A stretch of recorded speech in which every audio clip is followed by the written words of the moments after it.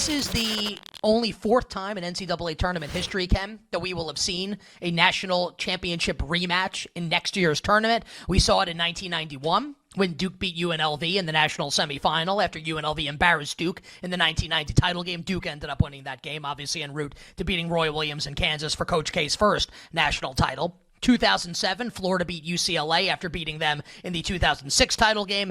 And then Cincinnati and Ohio State played in 1962, and I didn't look up who won because I don't care. So let's talk about this game. The battle for Ohio, yeah. Who cares? UConn and San Diego State, as San Diego State looks for revenge. I did find it interesting that Brian Dutcher, San Diego State's coach, called this the UConn Invitational and said, we're just here hopefully to disrupt the party. I liked that a little bit from Brian Dutcher. I really did. Connecticut, Ken, about a 10.5-point favorite. Total 136.5. Any bets, any thoughts here? UConn and San Diego State in the Sweet 16. Definitely the two games that we're doing first, just because of the chronology that I probably am the least likely to bet. Arizona, I really think I'm not showing up to the window for anything. There's a couple interesting things going on in this game. I mean, look, you have to start with just UConn's dominance. What is that? 8 games now the last 2 years. Won all 8, covered all 8. And almost kind of coughed it up against the spread against Northwestern because the number is impossibly big. So they were coasting for 15 minutes in that game, and almost ended up getting within the number with Northwestern, 14 and a half, whatever it closed at. But look, like, why is the number so big? Well, they played 8 and covered all of them, and they won the national championship last year, and played against this team and won and covered. So I can be like, well, that number is crazy, and 10 and a half, and San Diego State's really good. I also, on the other hand, have to be like, look. You can't make the number high enough with them, it seems like. You just can't. I mean, they blow through every barrier. They cover every number. And yeah, I look at 10.5, and my first thought is like, so I did the back of the notebook thing. I'm not going to bet off the back of the notebook, but I just was like, what do I think it's going to be? And I wrote 8.5. And I was like, okay. So like, yeah, it's a little bigger than I thought. Maybe part of this is like UConn gets to go to Boston, and San Diego State, I presume, goes back to California for like 4 days and then flies to Boston. Like, who gets the short end of that transaction? Like, the team that's got to drive a couple hours, or the other team that's got to go across the country? That's a little rough. The other angle here, though, and this doesn't have to play out this way, but it's the first thing that came to mind, is just like, UConn and San Diego State played, neither had any time to prepare. They played, Saturday was the Final Four. They played for the national championship 36 hours later, basically. Once the confetti's done and, whatever, we're on to the national championship, media availability, whatever, like, no time to prepare. Like, they got all week. They played already. A lot of the players are the same. Now, yeah, San Diego State's leading scorer has certainly changed. Matt Bradley, I think, was the name of their leading scorer last year. Like, it's different.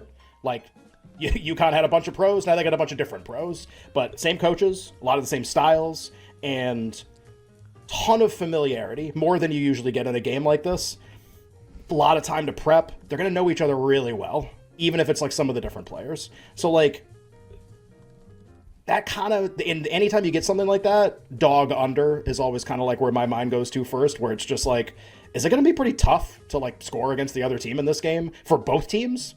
And what kind of game do you get when that happens? I agree. The total might look low to some. I totally agree with this total. And you could say, I don't know, San Diego State's going to be able to score a lot in the game too.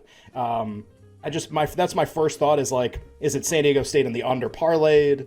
Is it nothing? I think UConn's really likely to win. Look, they'll get in a close game at some point, probably. It didn't happen last year. Maybe it's here. Numbers seems a little big to me, but I'm also mindful of like UConn's dominance.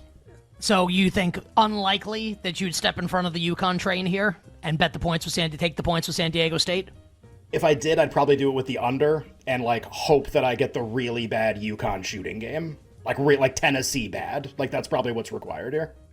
I think I'm going to bet San Diego State to cover, just to cover.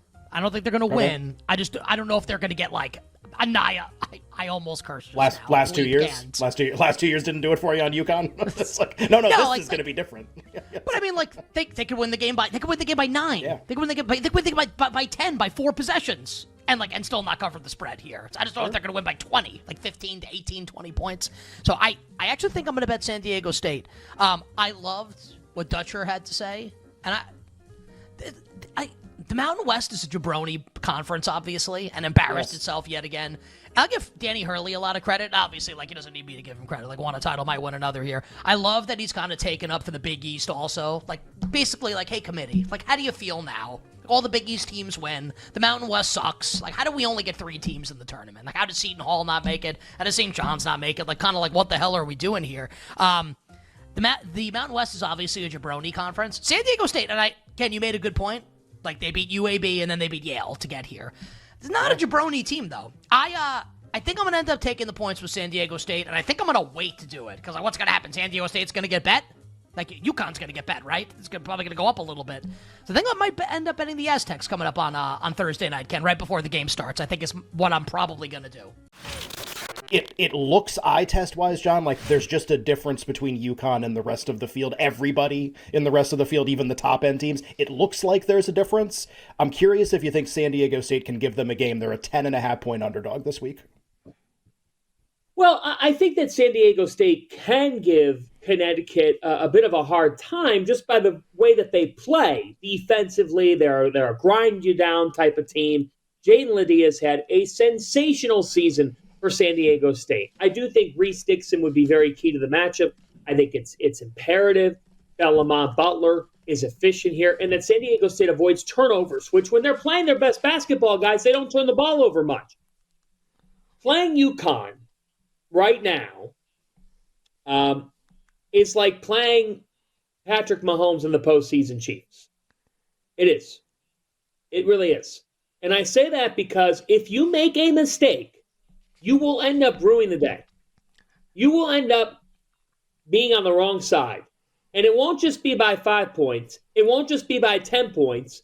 But here's why I'm too afraid to advise anybody to take San Diego State. Connecticut has won their last 8 NCAA tournament games by at least 13 points. They're the first team in college basketball history to accomplish that feat. I would consider this if it was the second game in 3 days. It is not. It is in Boston. San Diego State is a good team. I don't think they're a great team this year. I don't think of them in the way that I thought of them last year. And they have to travel across the country to Boston. This is a road game. UConn will have 90% of the crowd.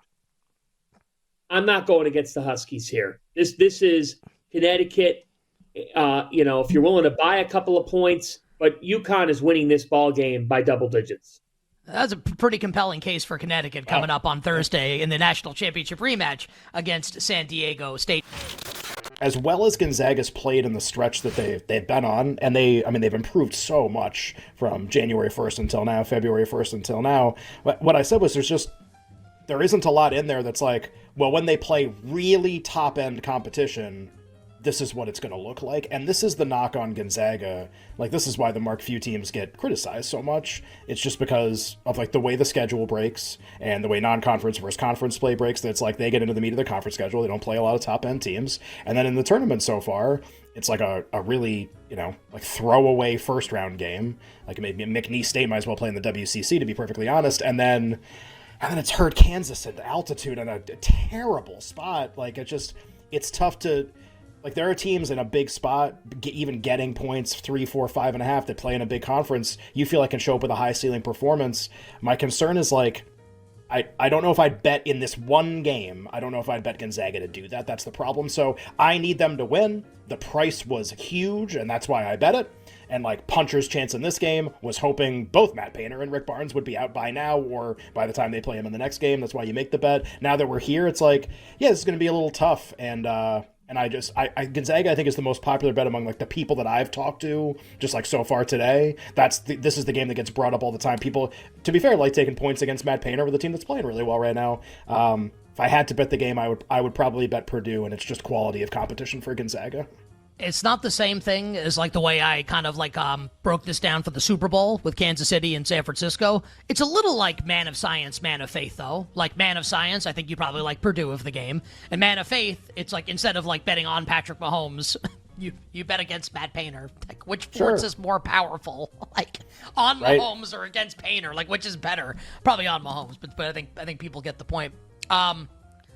I think even if you like Purdue in the game, and like Ken's telling you he needs Gonzaga, I would very much like for Purdue to win this game. So we're oppo on this one. Obviously, you got Gonzaga at a great number. I would like for Purdue to win the game. I do think Purdue's going to win. I don't know if I could ever lay 5.5 with Purdue, though. And, like, maybe they win by 10. And to be fair, these two teams played in Maui back in November for whatever that's worth, like 5 months ago. Purdue won the game 73-63. Purdue beat them by 10 such a long time ago. And maybe Purdue does that again, and they can win the game by double digits.